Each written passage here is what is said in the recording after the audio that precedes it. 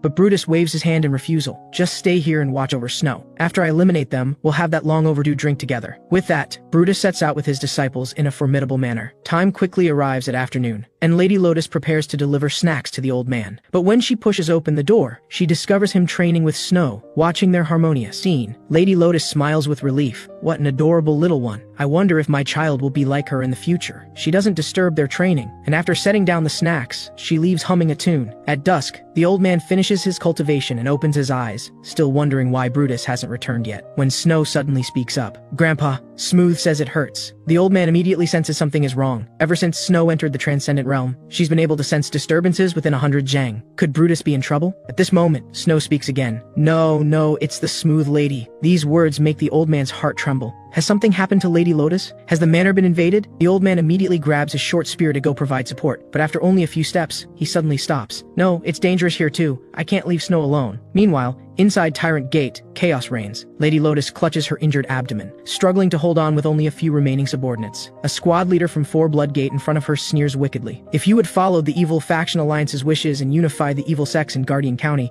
how would things have come to this? I'll give you one last chance. Surrender now and I'll spare your lives. Hearing this, Lady Lotus explodes in fury. Shut your mouth, you despicable scoundrels.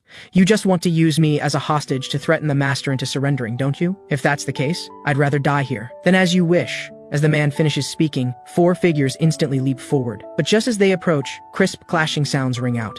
Everyone looks up and discovers that Lady Lotus has leaped into the air. As she spins violently while wielding her crescent moon blade, the scene is instantly shrouded in a mist of blood.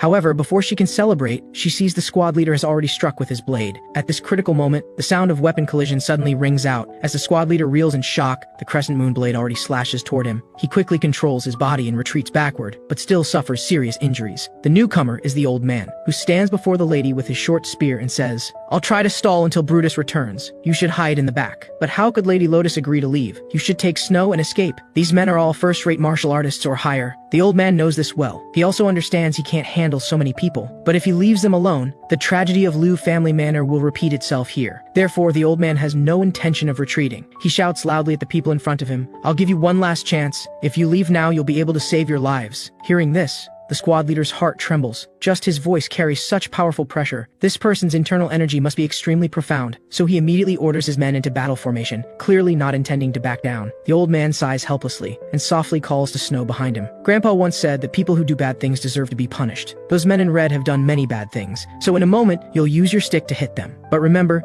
you must keep your eyes tightly closed. This scene leaves the squad leader utterly confused. Has this old fool lost his mind? How can he fight while carrying a child? However, just as he's about to give